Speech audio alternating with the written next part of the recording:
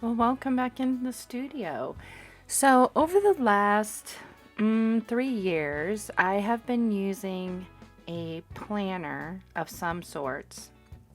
That's changed up a bit over the years to keep myself organized in my art business. I just have too many balls in the air to try and expect my brain to hold it all in there. So, this year I'm doing something a little different, and I wanted to share the making of it with you. So the first thing I did was throughout the year, each year I get a lot of free printables, or I order printables that I use in my personal life for other things. And I decided, well, what a better way to put those to use was to use them as my inside pages for my planner. So on some of the sheets, I use my video scheduler. I have a printable that you could purchase over in my shop that is a video scheduler. And you can use it for YouTube videos, you can use it for reels, whatever. And so on one of those, I'm going to be printing that onto it, as well as a calendar sheet. And so I just took the printable into Canva and added my calendar, my generic undated calendar onto the pages that I wanted that on, and then the video scheduler on other pages. So what you see me using here to measure what I need to create my journal out of for these pages to go into are those pages already created and already folded in half. So I am basing this off an Amazon mailer, and the first thing I am doing here is measuring my inside pages to cut the mailer down to be the cover of this planner. All right, so here is the basics of the sizes. So I'm basing this on a US standard size sheet of 8.5 by 11 inches. And then the inside pages are then folded in half to 8.5 by 5.5. And then I measured the spine, which you just watched me do, and I discovered that that spine with a little bit of give room is 3/4 of an inch wide. So I built that into my final open cover measurement of 9.5 inches by 12.5 inches. And then once it's folded and a finished cover, the finished size is 9.5 by 6 inches. So part of that extra 1/2 of an inch is in the pocket that I end up making on this, and you'll see how that all happens here as we get moving on. I always mark my cut lines, and I just write cut, so I know that these are lines that need to be cut as opposed to lines that need to be scored, such as where my spine is and that kind of a thing. And using a bone folder, before I even cut it, I always really describe and make emphasis of where my spine is, so that after I add stuff to this, like fabric or what have you, then it's already kind of a memory of the mailer itself. It makes it easier in the long run if I do that.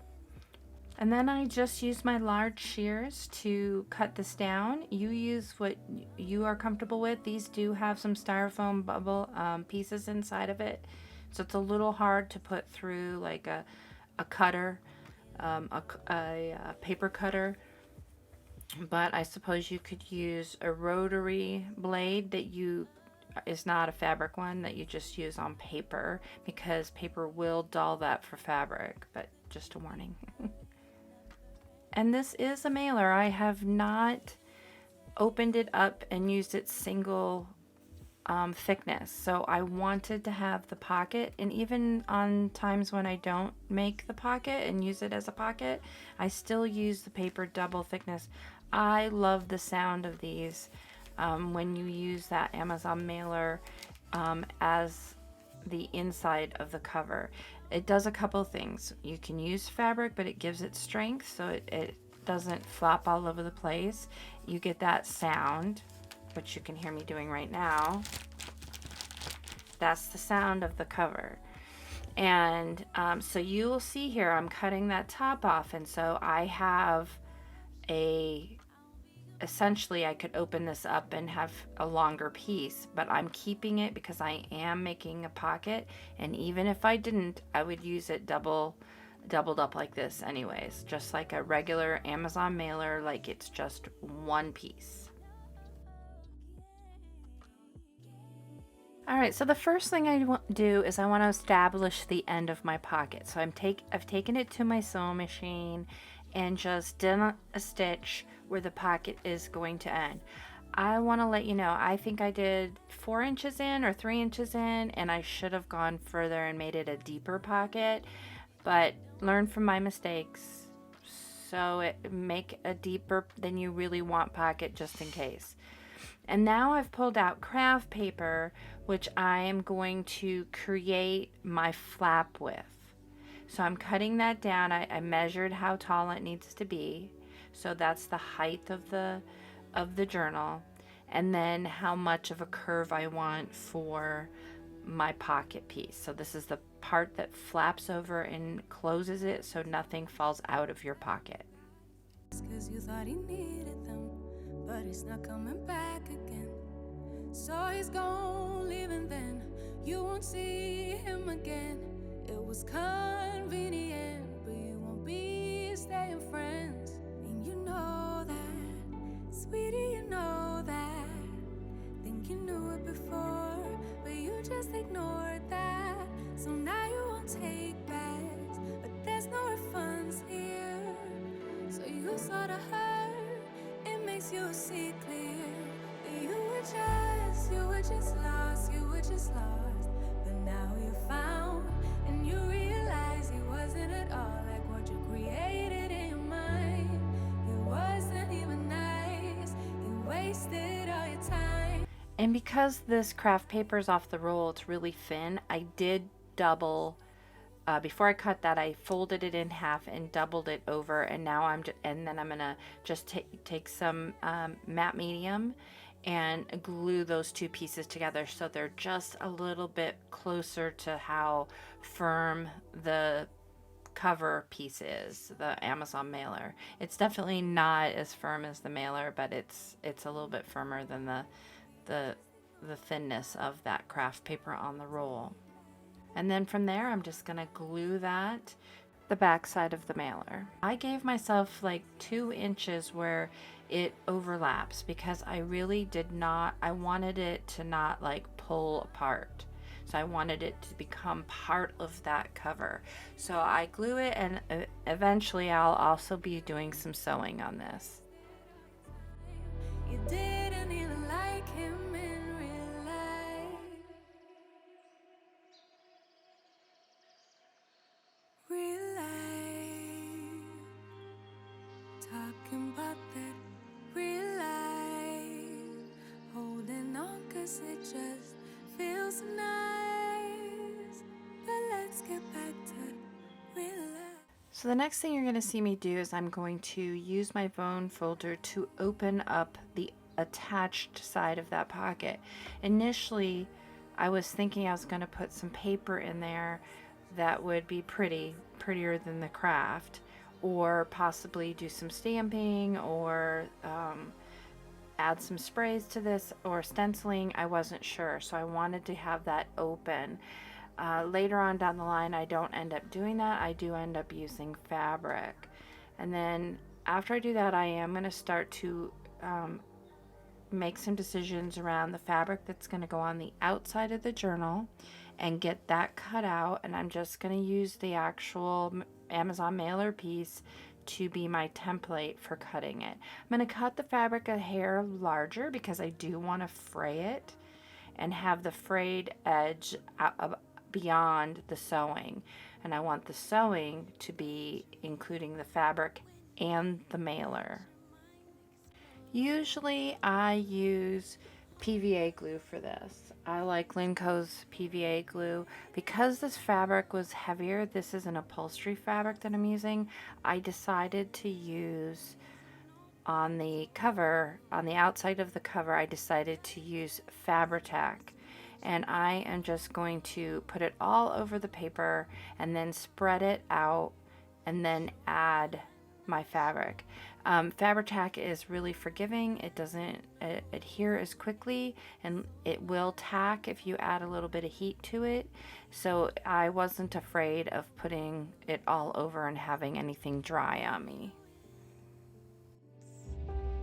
Drown out the rain, but will it make sense without the pain? Will color me blue, then tickle me pink. Who knew that at the brink of the end, life could begin?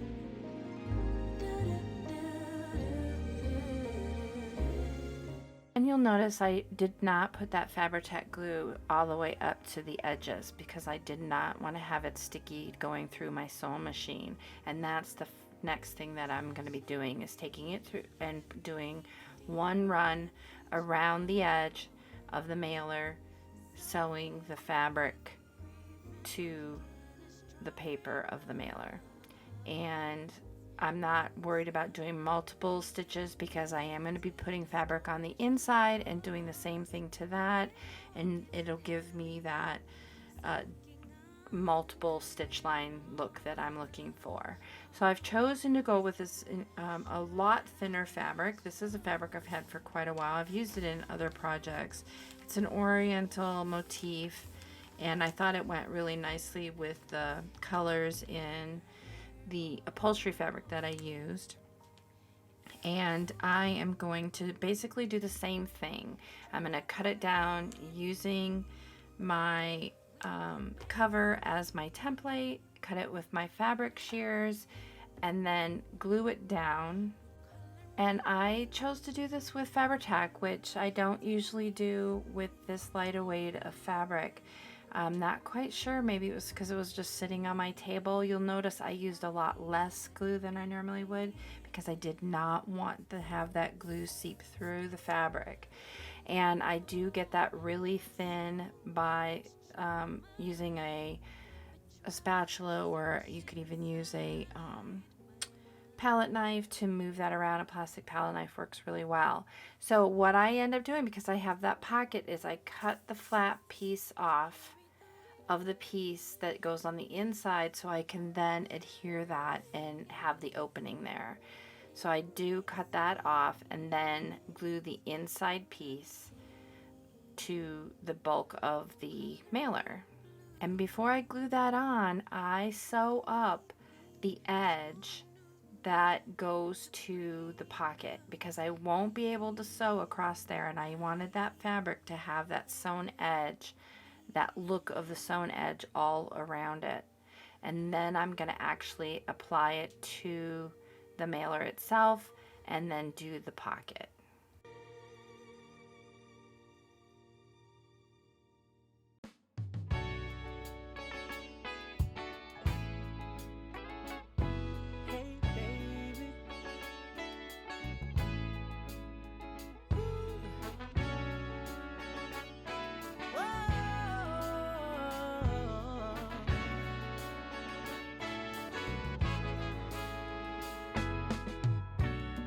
Can I tell you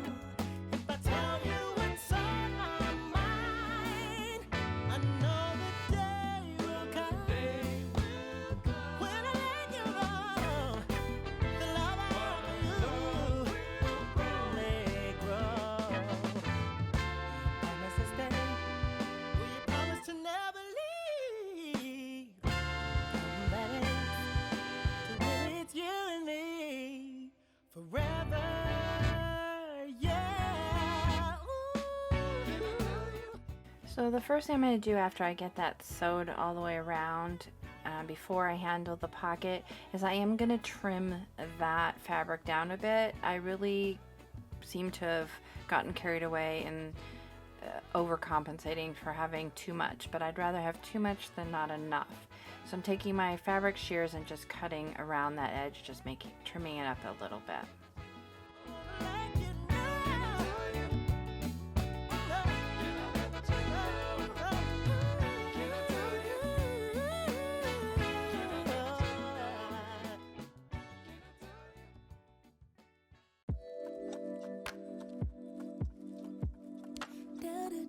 Once I get the pocket sewed and sew around the whole outside edge of the first piece, get the piece of the flap adhered down and sew around that.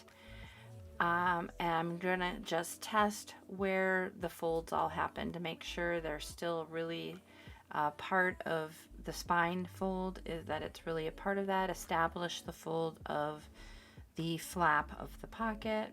So on this planner, I do what I call a blind bind. So, or some people call it a hidden spine or bind. So I am measuring a piece of fabric from the top where the stitches are to stitches. The top stitches to the bottom stitches on the inside of the fabric, and cutting that down, in the inside of the cover, and cutting that fabric down. That is going to be adhered to my pages, and then the pages will be glued into the spine. And I decided to do that because I didn't want to have to go through all the papers and stitch each of those in. That was going to be a lot of extra work. So I chose to do a perfect binding, which is where you glue your pages in, and I'm using the fabric as the piece that I'm gluing them to. So for this, I do use my PVA glue to glue it all together. Be life, lover, and best friend, waiting for text back. So on the printables, I have each signature is a month, and for each month I have 2 sheets for each month, 2 8.5 by 11 sheets, which is, it will end up being 8 pages for each month. So I am getting those to make sure they're in the correct order, January through December, and getting them lined up, and then I'm clipping them to make sure they're exactly where I want them before I do the gluing. I'm going to get the glue adhered to the end of the spine, where all the pages come together that I've clipped. I'm going to do a thin layer. I'm kind of let it sit for a little bit, do a second thin layer, and then I'm going to come in and add my fabric. And I'm really going to work that fabric into the glue on that edge. I'm going to let it dry, and then I'm going to come back and double check that I didn't miss any pages. Laughing at me, or we just get deep. Butterflies flapping in me. Don't stop what you're doing. Yeah, what you doing to me?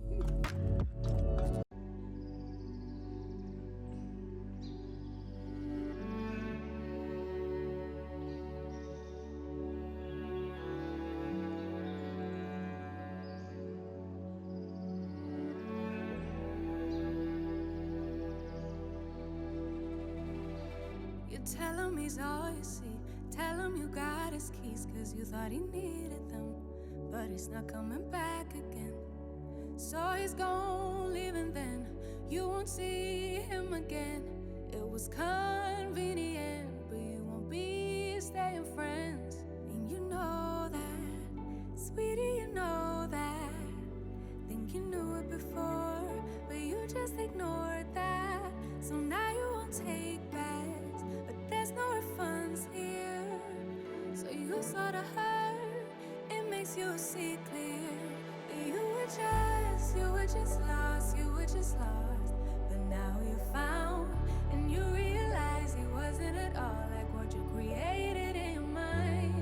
He wasn't even nice, you wasted all your time.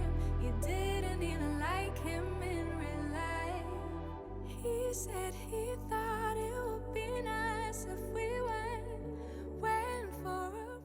Well, I made the decision to use snaps on this because I do have the magnet one, and it was not going to hold the heaviness of the flap with the fabric on it.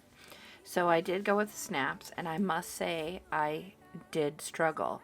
So I used the snaps come with its own little tools to do, except for it does not come with a hammer, and it does not come with a hole punch. So I did use my crocodile to put the holes in, and then I used my own little mini hammer I have in my studio. I have this hammer for adding wires to paintings and all kinds of different things, and snaps. So I had no problem with putting the cover part of the snap through the flap.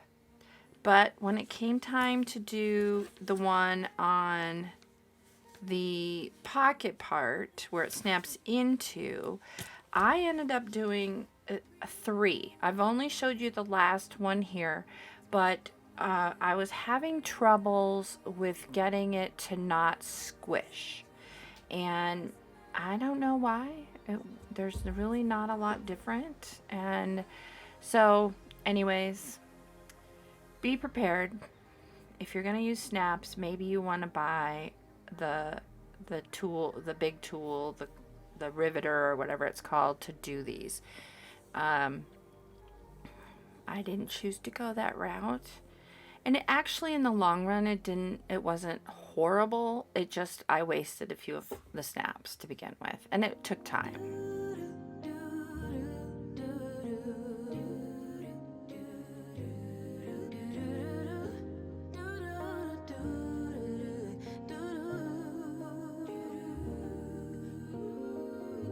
Daydream with me, let your mind explore all the things we were created for. Possibilities, an open door that keeps us reaching out for more. Sure that I'm not sure, I know when I don't know it, so I listen for my inner voice. Carry the winds, drown out the rain, but will it make sense without the pain?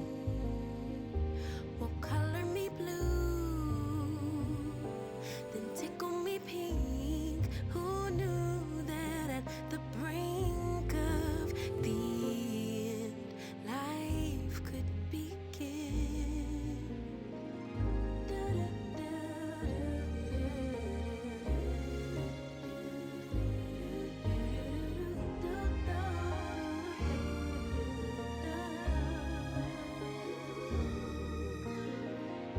Treasure buried deeper with each loss, so filled with grief and catastrophic thoughts,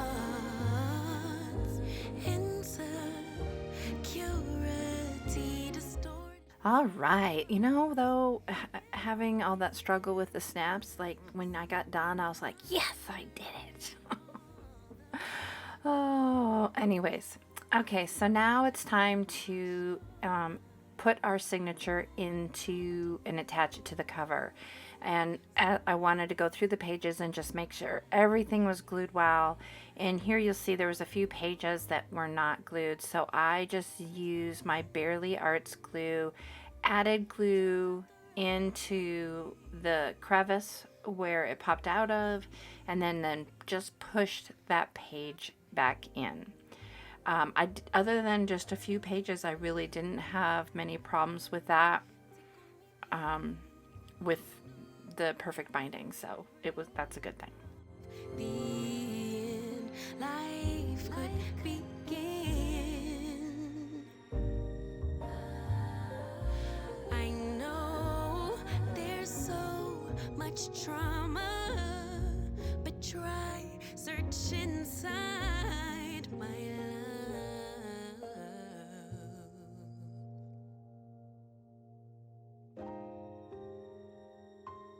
Carried the winds, drowned out the rain. It'll make sense after the pain. Will color me blue, then tickle me pink. 'Cause who knew that at the brink of the end, life would begin again.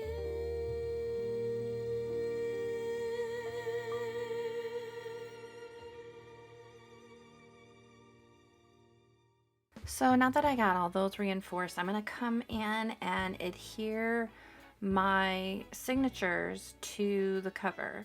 And usually I would use a PVA glue. For some reason, I reached for that Fabri-Tac again.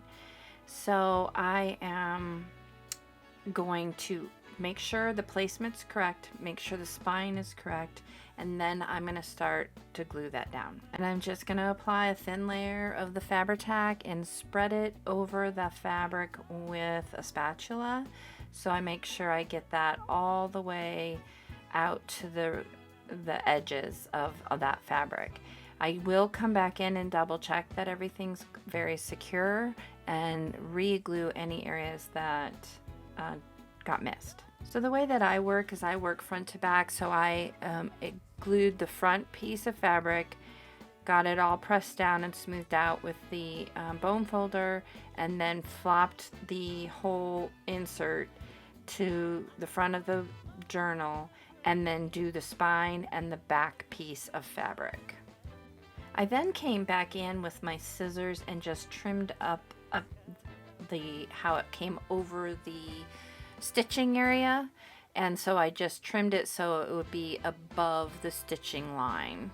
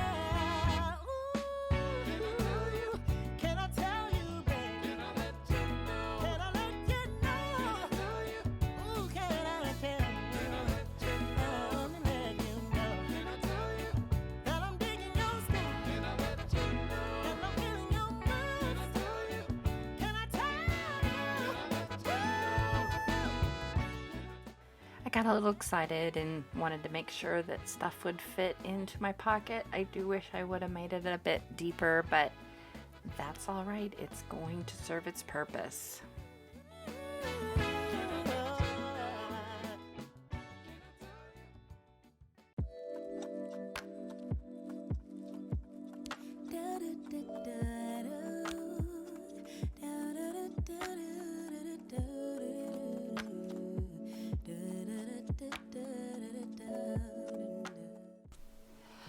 All right, so my 2025 planner is done. I love, this is upholstery fabric on the outside, and then I just have some, this material I've had for a really long time. I've made a few journals using this fabric, and I used a perfect binding method, which I could have done better at getting my pages in there straight. As you can see, they're really jagged here. This is just my 2025 planner. I'm really not going to stress the small stuff on this one. I just need it to be workable. I am moving. So this year in 2024, I created this planner, and you can see it's significantly, well, it's smaller. And it really is, I did the same thing. I used a ton of printables, that either free printables or ones that I had purchased, that kind of thing, in these pages. And it's made out of file folders, so it's cardboard, it's really sturdy, and I can take this out and set it out on my my desk as I'm going through and editing and scheduling things, and I've loved it. However, this is great for on the go, but I didn't incorporate anywhere to hold pens and that kind of thing. Thankfully, I'm kind of a fiend when it comes to pen bags. So I have 8 million of them, and I just carried it as well as this, but it wasn't that convenient. And the other thing was, I found it kind of challenging to work in. I wasn't quite sure. I was testing this social schedule. I didn't like how it turned out. I want to go back to the drawing board with this one to figure it out. And I did not, let's see, on this one I printed it onto some of the paper, but I wanted to print it, and these aren't standard size. So the printable I had created, I couldn't bring it on to other things and have it full size like I wanted it. So it was awfully small to work in for me. So that brings me to what I created this year. I just wanted something different. And so this time I'll have a face page to put the month on, and then this is just a calendar I created that I had put on this printable. This one is one I purchased from Louisa Heinzel. And then I did my video scheduler full size. So this is the full 8.5 by 11 size. So it's nice and big. I can see it. And then I have pages for notes or whatever else I want to put in here. And I did that primarily through the whole thing. So this is another Louisa Heinzel. I have some that are from the Artist Joy is Sharing, I think it is. I'll have them all listed down below. All the different places I got these printables. Some of them I did purchase, like back here is a 49 Dragonflies printable. This is her calendar, so she had calendar pages. So this is hers, and this is hers. And this are from the, this right here. This is Barbara's at 49 Dragonflies. These are from the Digital Design Club, which I'll link below. So I have a lot in here. Louisa Heinzel, Digital Design Club. So these calendars are mine that I did, and these are Barbara's over 49 Dragonflies, because she does a whole bunch of planner pages, and I just got some of them to use to interdisperse with it. And I tried to have like monthly themes, so that is also what I did.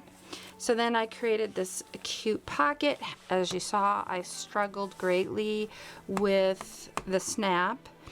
Learning curve. Sometimes you don't need to use the tools that come with it. You just need to do your own ingenuity. So this was my third snap.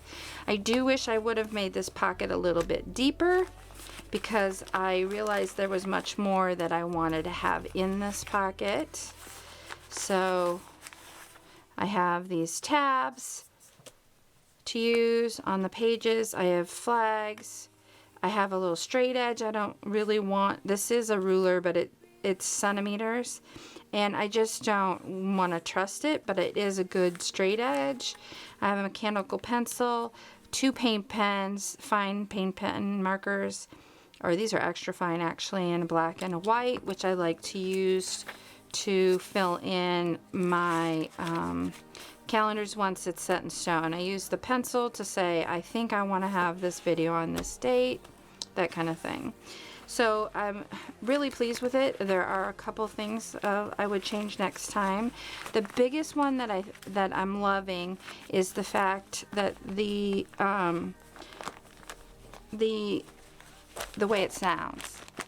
I love that, and I love the way it feels in my hand. I love this upholstery fabric. I have a lot of this upholstery fabric, and I'm really excited that I got to finally break into it.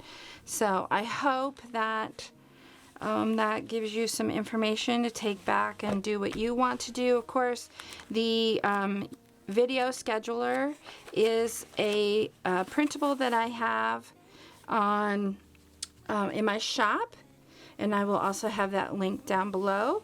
You can print it on full-size white paper. You can print it onto papers that you've dyed, and print them on your printer.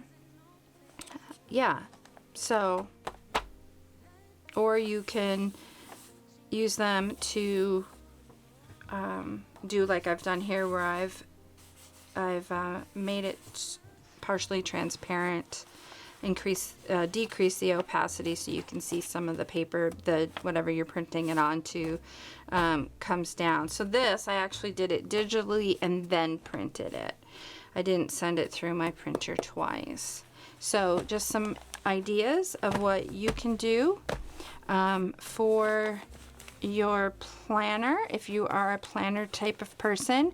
I do think I want to put something here or do something to the front cover, but I'm not sure about that. Whatever I do, it needs to be kind of flat, because I do carry this with me a lot, and so I want to do something flat, but I do want to have the year on it someplace, so that might be coming later.